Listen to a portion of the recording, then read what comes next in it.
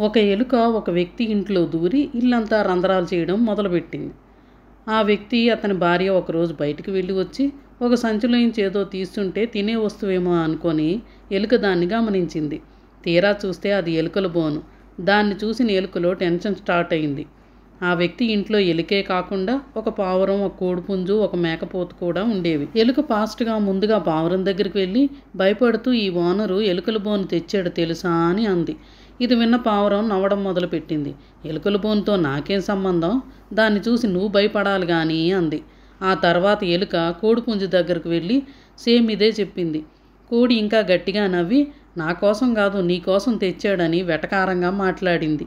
ఇక చివరగా ఎలుక మేకపోతు దగ్గరికి వెళ్ళి కూడా మళ్ళీ సేమ్ ఇదే చెప్పింది. అక్కడ కూడా సేమ్ రియాక్షన్. ఆ తర్వాత రోజు ఎలుకల బోన్లో ఒక పాము తోక ఇరుక్కుపోయింది. ఏదో సౌండ్ వచ్చిందని ఆ వ్యక్తి భార్య బోను దగ్గరికి వెళ్ళి చూస్తే ఆమెని ఆ పాము కాటేసింది. డాక్టర్ దగ్గరికి వెళ్తే ట్రీట్మెంట్ చేసి పావురం యొక్క సూప్ తాగితే మంచిది అన్నాడు.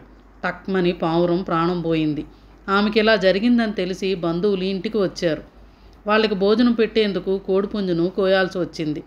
తన భార్య పూర్తిగా కోలుకున్న తర్వాత ఆ ఆనందంలో ఆ వ్యక్తి మిగిలిన మేకపోతును కోసి ఊరందరికీ దావత్ ఇచ్చాడు. మోరల్ ఆఫ్ ది స్టోరీ ఏంటంటే, ఎవరైనా మీ దగ్గరకు వచ్చి తమకు వచ్చిన కష్టం గురించి కానీ బాధ గురించి కానీ చెబితే వెటకారంగా మాట్లాడకండి. ఈరోజు వాళ్ళకు వచ్చిన కష్టం రేపు మీకు రావచ్చు. మోరల్ కరెక్ట్ అయితే ఒక లైక్ ఇచ్చి సబ్స్క్రైబ్ చేసుకోండి మరి.